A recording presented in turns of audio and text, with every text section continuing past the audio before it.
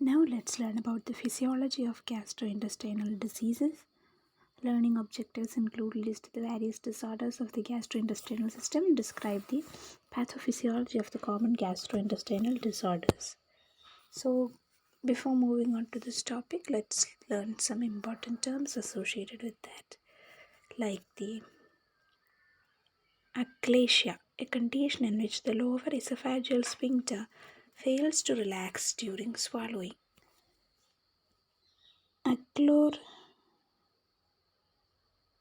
Achlorhydria means simply the stomach fails to secrete hydrochloric acid. Flatus, gases in the gastrointestinal tract. Gastritis, inflammation of the stomach mucosa. Helicobacter pylori, a bacterium that causes gastritis and peptic ulcers in the GI tract. Then pancreatitis, inflammation of the pancreas. The purpose of this chapter is to discuss a few representative types of gastrointestinal malfunction that have special physiological basis or consequences. So, disorders of swallowing and the esophagus. Paralysis of the swallowing mechanism. Damage to the 5th, 9th, or 10th cerebral nerve can cause paralysis of significant portions of the swallowing mechanism. In addition, a few diseases such as poliomyelitis and encephalitis can prevent normal swallowing by damaging the swallowing center in the brain system. Paralysis of the swallowing muscles, as occurs in patients with muscle dystrophy or as a result of failure of neuromuscular transmission in persons with myasthenia gravis or botulism, can also prevent normal swallowing. When the swallowing mechanism is partly or totally paralyzed, the abnormalities that can occur include complete abrogation of the swallowing act so that swallowing cannot occur, failure of the glottis to close so that food passes into the lungs instead of the esophagus, failure of the soft palate and vulva to close the posterior nares so that food reflexes into the nose during swallowing. One of the most serious instances of paralysis of the swallowing mechanism occurs when patients are in a state of deep anesthesia. While on the operation table, they sometimes vomit large quantities of materials from the stomach into the pharynx. Then, instead of swallowing the materials again, they simply suck them into the trachea because the anesthesia has blocked the reflex mechanisms of swallowing. As a result, such patients may choke to death on their own vomits. Achalasia and megaesophagus.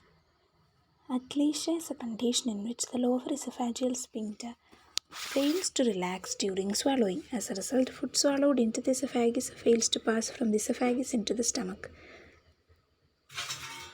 Pathological studies have shown damage in the neural network of the mesenteric plexus in the lower two-thirds of the esophagus. As a result, the musculature of the lower esophagus remains spastically contracted and the mesenteric plexus has lost its ability to transmit a signal to cause receptive relaxation of the gastroesophageal sphincter as food approaches the sphincter during swallowing.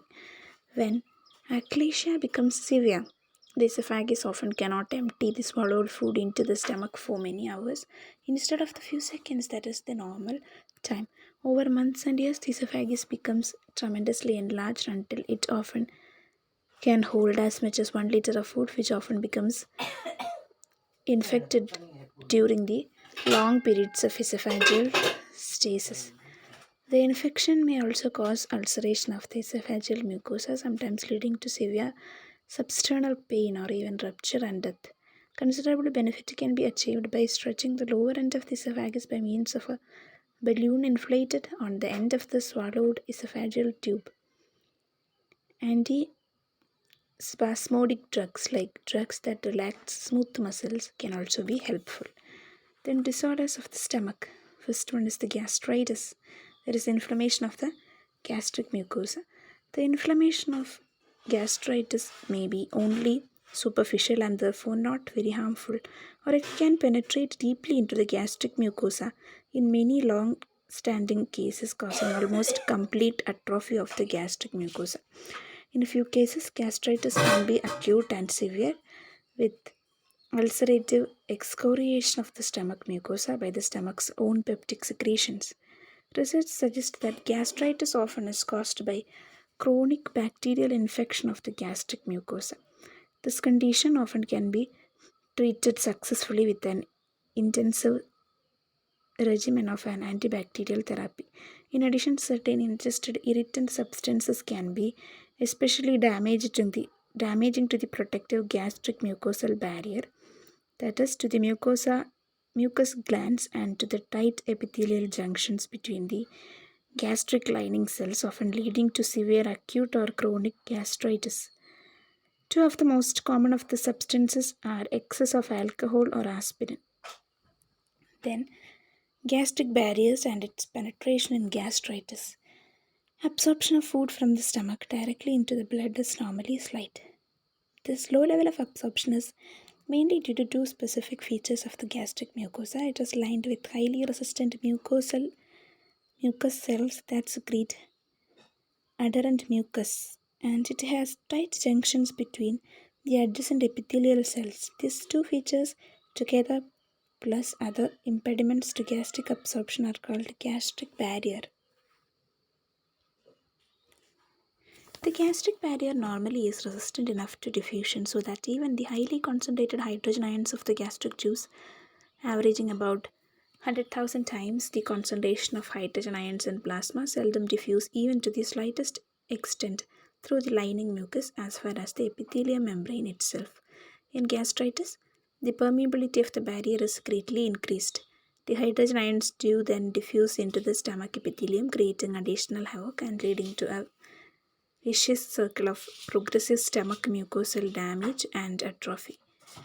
It also makes the mucosa susceptible to digestion by the peptic digestive enzymes, thus frequently resulting in gastric ulcer. Then, chronic gastritis can lead to gastric atrophy and loss of stomach secretions. In many people who have chronic gastritis, the mucosa gradually becomes more and more atrophic until little or no gastric glands digestive secretion remains.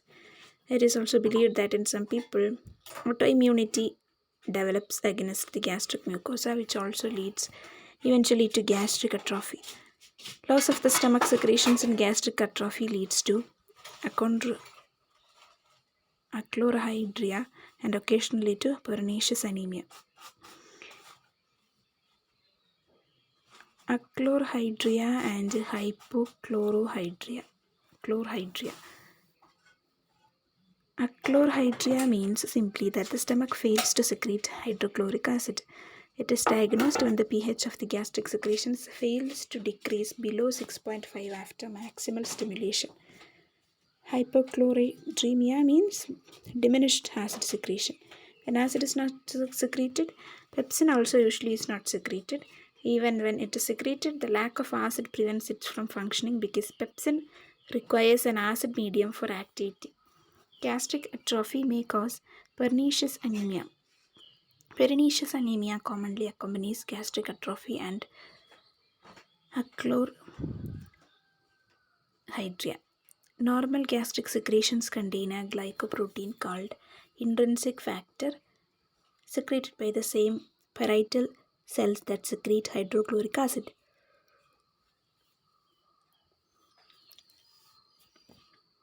Intrinsic factor must be present for adequate absorption of vitamin B12 from the ileum. That is, intrinsic factor combines with vitamin B12 in the stomach and protects it from being digested and destroyed as it passes into the small intestine. Then, when the intrinsic factor vitamin B12 complex reaches the terminal ileum, the intrinsic factor binds with the receptors on the ileal epithelial surface, which in turn makes it possible for the vitamin B12 to be absorbed. In the absence of intrinsic factor, only about 1 to 50 of the vitamin B12 is absorbed.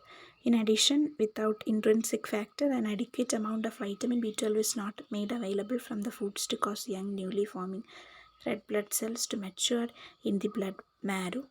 The result is pernicious anemia. This is discussed later. So, peptic ulcer. which we have already learned. Then disorders of the small intestine.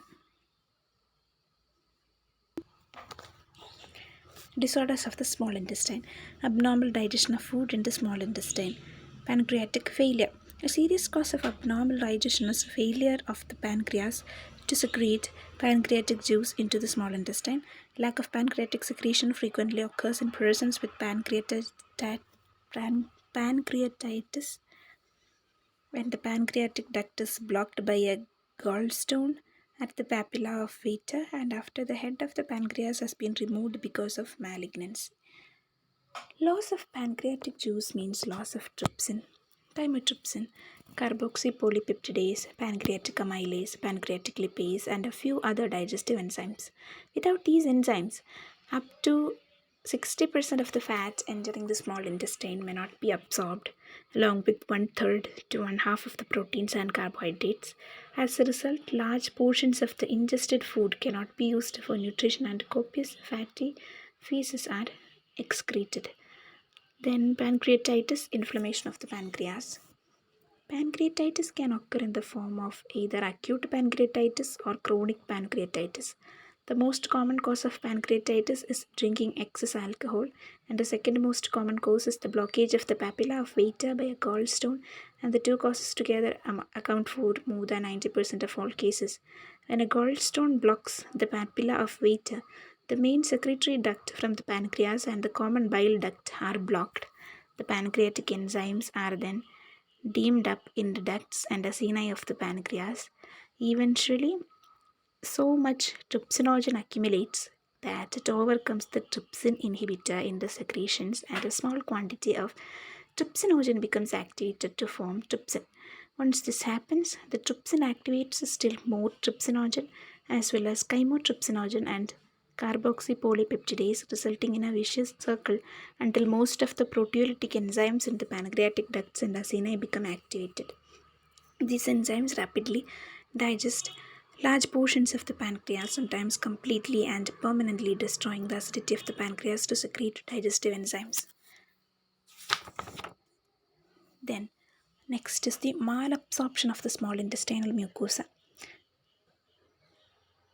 Occasionally, nutrients are not adequately absorbed from the small intestine, even though the food has been well digested.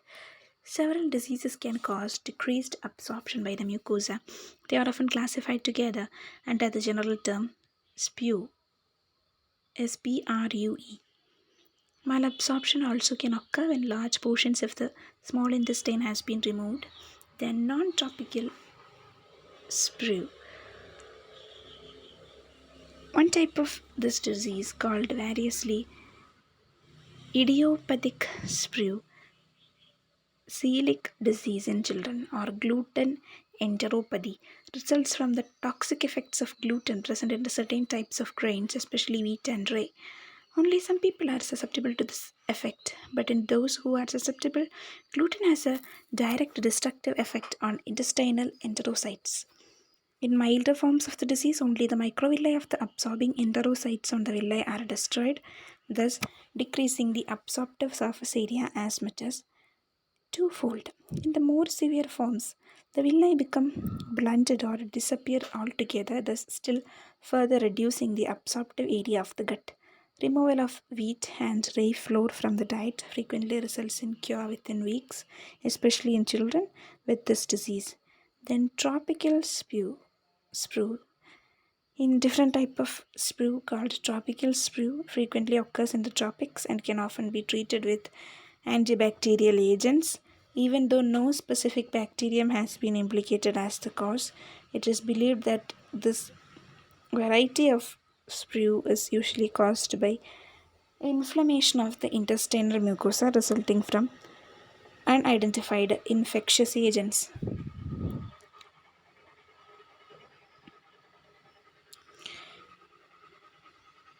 Malabsorption. In the early stages of this sprue, intestinal absorption of fat is more impaired than absorption of other digestive products. The fat that appears in the stools is almost entirely in the form of salts, fatty acids rather than undigested fat. demonstrating that the problem is one of absorption, not of digestion. In fact, the condition is frequently called steatorrhea, which means simply excess of fat in the stool. In several cases of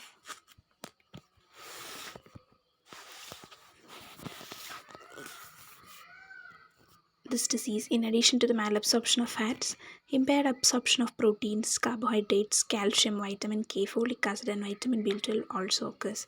As a result, the patient experiences severe nutritional deficiency, which often results in wasting of the body, and osteomalacia, like demineralization of the bones because of lack of calcium. Then inadequate blood coagulation caused by lack of vitamin K and a macrocytic anemia of the pernicious anemia type resulting from diminished vitamin B12 and folic acid absorption. Then disorders of the large intestine. Constipation. Constipation means slow movement of feces through the large intestine. It is often associated with large quantities of dry, hard feces in the descending colon that accumulate because of excess absorption of fluid or insufficient fluid intake. Any pathology of the intestine that constructs movement of intestinal contents, such as tumors, adhesions that construct the intestine, or ulcers, can cause constipation. Infants are seldom constipated, but part of their training in the early years of life requires that they learn to control defecation. This control is affected by inhibiting the natural defecation reflexes. Clinical experience show that if one does not allow defecation to occur when the defecation reflexes are excited, or if one overuses laxative to take the place of natural bowel function, the reflexes become progressively less strong over months or years, and the colon becomes atonic. For this reason, if a person establishes regular bowel habits early in life, defecating in the gastrocolic and duodenocolic reflexes causes mass movements in the large intestine, the development of constipation in later life is less likely. Constipation can also result from spasm of a small segment of the sigmoid colon. Motility normally is weak in the large intestine, so even a slight degree of spasm may cause serious constipation. After the constipation has continued for several days and excessive feces have accumulated above a spastic sigmoid colon, excessive colonic secretions often can lead to a day or so of diarrhea. After this, the cycle begins again with repeated bouts of alternating constipation and diarrhea. Then megacolon. Occasionally, constipation is so severe that bowel movements occur only once every several days, or sometimes only once in a week. This phenomenon allows tremendous quantities of fecal matter to accumulate in the colon, causing the colon sometimes to distend to a diameter of 3 to 4 in. This condition is called a megacolon, and one cause of megacolon is a lack of or deficiency of ganglion cells in the myendric plexus in a segment of the sigmoid colon. As a consequence, neither defecation reflexes nor strong peristaltic motility can occur in this area of the large intestine. The sigmoid becomes small and almost spastic, while feces accumulate proximal to this area, causing megacolon in the ascending, transverse, and descending colons.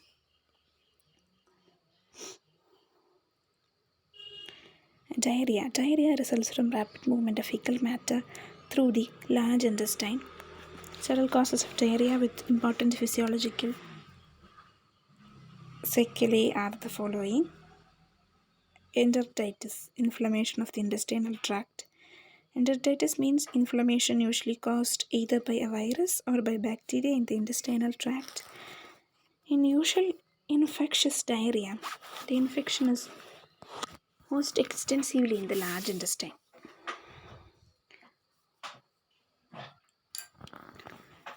And the distal end of the ileum. Everywhere the infection is present, the mucosa becomes irritated and its rate of secretion becomes greatly enhanced. In addition, motility of the intestinal wall usually increases markedly. As a result, large quantities of fluid are made available for washing the infectious agent toward the anus, and at the same time, strong propulsive movements propel this fluid forward. This mechanism is important for riding the intestinal tract of a debilitating infection. Of special interest is diarrhea caused by cholera and less often by other bacteria such as some pathogenic colon bacilli. Cholera toxin directly stimulates excess secretion of electrolytes and fluid from the crypts of Leberkin in the distal ileum and colon. The amount can be 10 to 12 liter per day, although the colon can usually reabsorb a maximum of only 6 to 8 liter per day. Therefore, loss of fluid and the electrolytes can also be debilitating within several days that death can occur. The most important physiological basis of therapy in cholera is to replace the fluid and electrolytes as rapidly as they are lost, mainly by giving the patient intravenous solutions. With proper therapy, along with the use of antibiotics, almost no persons with cholera die, but without therapy, up to 50% of the patients die. Then, psychogenic diarrhea. Most people are familiar with the diarrhea that accompanies periods of nervous tension just during examination time or when a soldier is about to go to the battle. This type of diarrhea is called psychogenic emotional diarrhea. Is caused by psychogenic emotional diarrhea is caused by excessive stimulation of the parasympathetic nervous system, which greatly excites both motility and excess secretion of mucus in the distal colon. These two effects added together can cause marked diarrhea. So, psychogenic emotional diarrhea. Psychogenic emotional diarrhea. Then ulcerative colitis. Colitis. Ulcerative colitis is a disease in which extensive areas of the walls of the large intestine become inflamed and ulcerated. The motility of the ulcerated colon is often so great that mass movements occur much of the day rather than for our usual 10 to 13 minutes. Also, the colon secretions are greatly enhanced. As a result, the patient has repeated diarrheal bowel movements. The cause of ulcerative colitis is unknown. Some clinicians believe that it results from an allergic or immune destructive effect, but it also could result from chronic bacterial infection not yet understood. Whatever the cause, there is a strong hereditary tendency for susceptibility to ulcerative colitis. Once the condition has progressed far, the ulcer seldom will heal until an ileostomy is performed to allow the small intestinal contents to drain to the exterior rather than to pass through the colon. Even when the ulcers sometimes fail to heal, and the only solution might be surgical removal of the entire colon. Paralysis of the defecation in persons with spinal cord injuries. Defecation is normally initiated by accumulating feces in the rectum, which causes a spinal cord mediated defecation reflex passing from the rectum to the conus medullaris of the spinal cord and then back to the descending colon, sigmoid, rectum, and anus.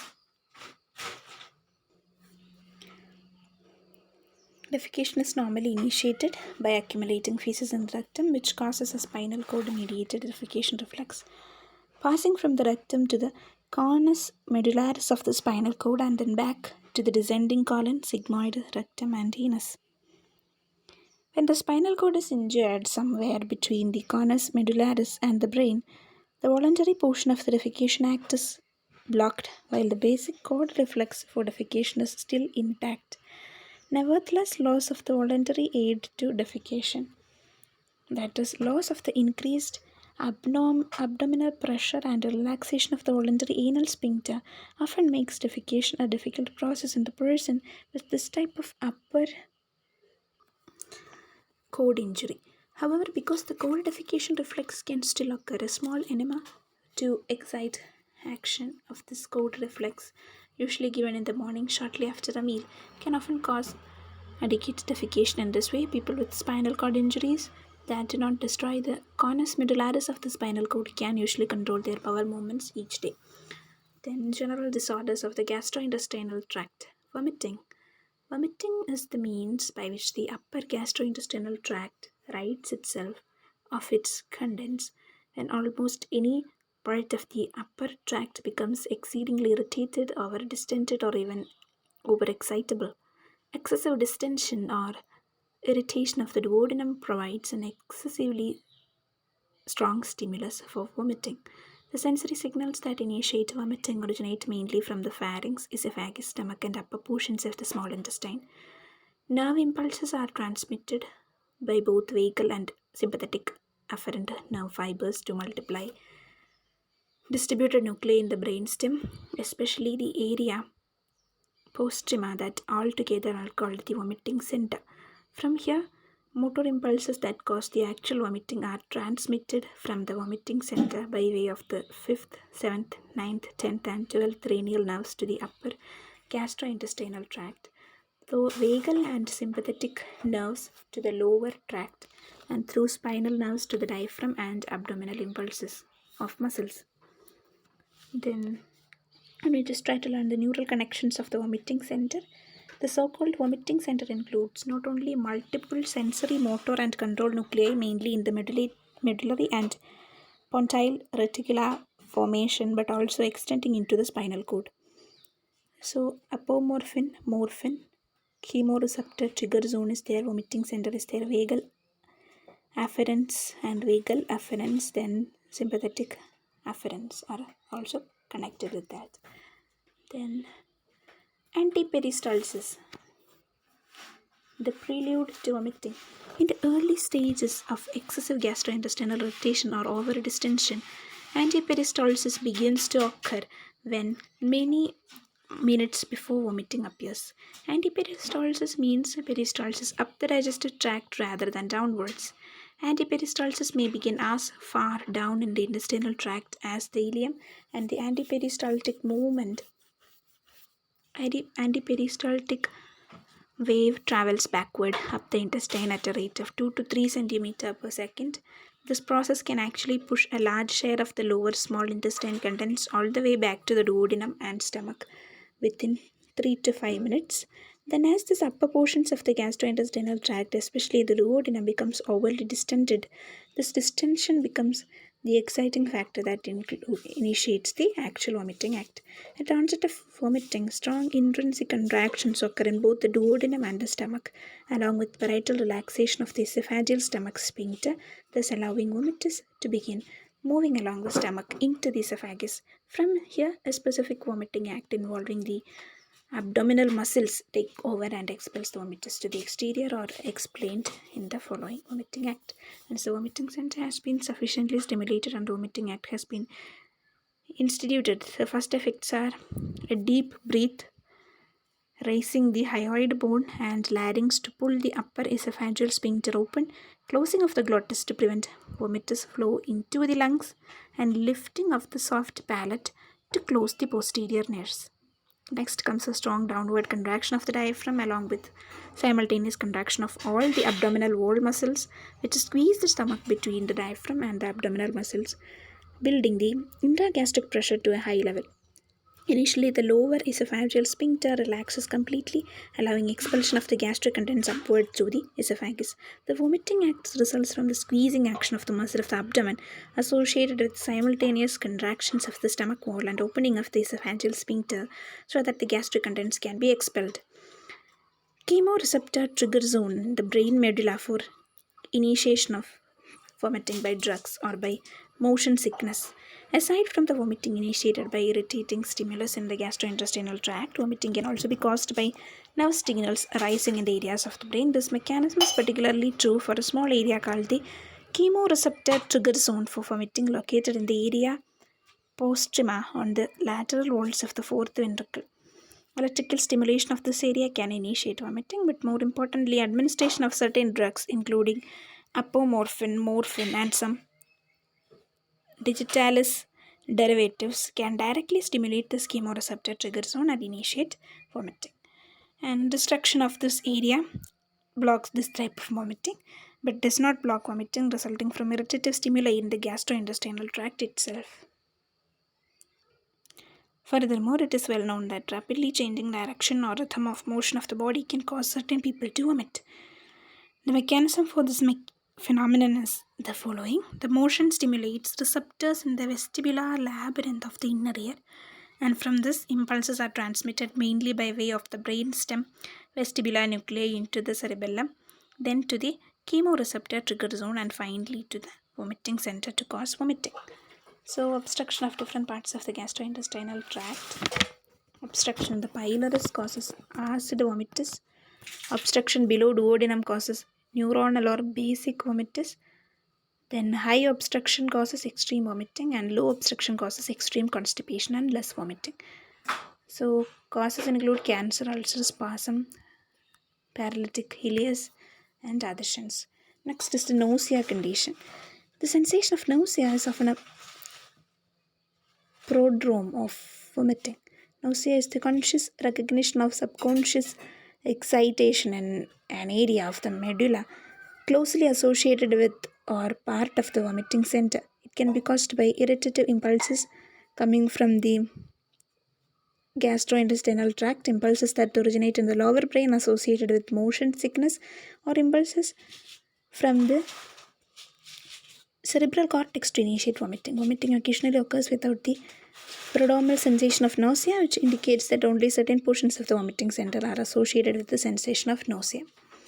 Gastrointestinal obstruction. The gastrointestinal tract can become obstructed at almost any point along its course.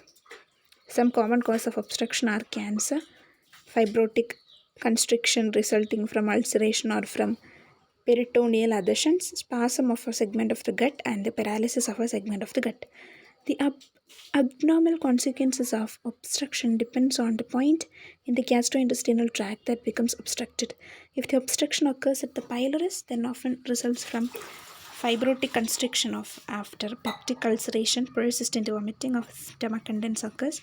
This vomiting depresses bodily nutrition. It also causes excessive loss of hydrogen ions from the stomach and can result in various degree of whole body metabolic alkalosis. If the obstruction is beyond the stomach, antiperistaltic reflex from the small intestine causes intestinal juices to flow backward into the stomach, and these juices are vomited along with the stomach secretions. In this instance, the person loses large amount of water and electrolytes. He or she becomes severely dehydrated, but the loss of acid from the stomach and base from the small intestine may be approximately equal, so little change in acid-base balance occurs. If the obstruction is near the distal end of the large intestine, feces can accumulate in the colon for a week or more.